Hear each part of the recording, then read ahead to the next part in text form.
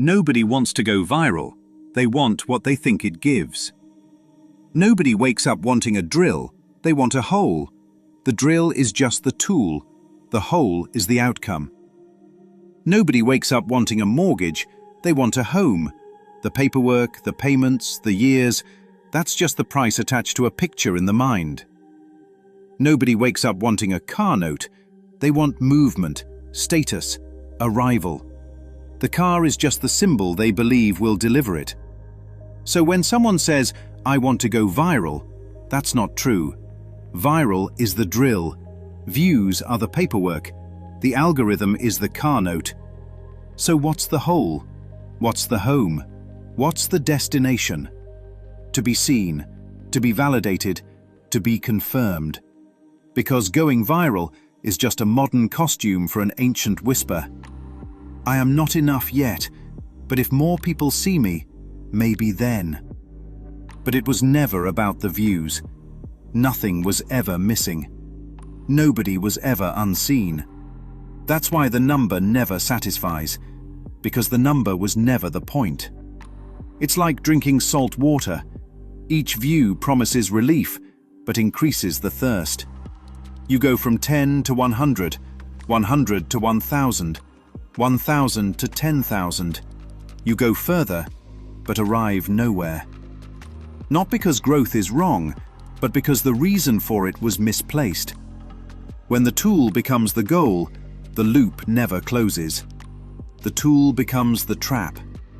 And then something subtle happens. The moment something works, the creator starts chasing the reaction instead of telling the truth. Expression becomes performance. Truth becomes strategy. The creator becomes the algorithm. Now the content isn't expression, it's negotiation. Will they like this? Will this perform? Will this hit? And just like that, the whole is forgotten. The home is distorted. The destination is replaced. But here's where it collapses completely. Seen by who? Validated by who? Confirmed by who? Because the one who wants to be seen is the one claiming it isn't.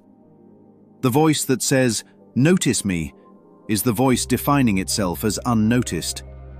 So the chase is circular. The seeker becomes the source of the search. The one looking and the one being looked for are the same. Nothing was ever hidden. So what exactly is the audience proving?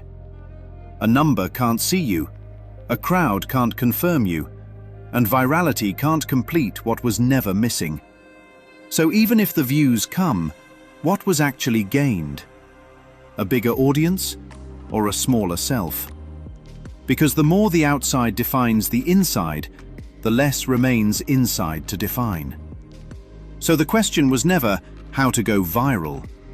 The question is this: if nothing was ever missing, if nothing needed to be proven, if nobody was ever unseen, what would be left to show? Submitted for consideration, a world where numbers learned to speak louder than meaning, where a glance became a metric and a metric became a mirror, where nothing is enough, because more becomes the measure of self. Here, the pursuit is not for truth, but for confirmation, not for expression, but for reflection. And the reflection never settles, because it's chasing an image that was never missing to begin with. A place where the crowd gets bigger, while the self gets quieter. Where seen becomes the currency, and the cost is the one doing the seeing. The lesson, if there is one, is that nothing real asks for an audience. Nothing whole waits to be counted. And nothing true becomes more by being seen. Because the moment worth depends on being witnessed, it has already been traded. You've just spent a few moments inside a place where the numbers go up, but the meaning disappears. A place known as the Twilight Zone.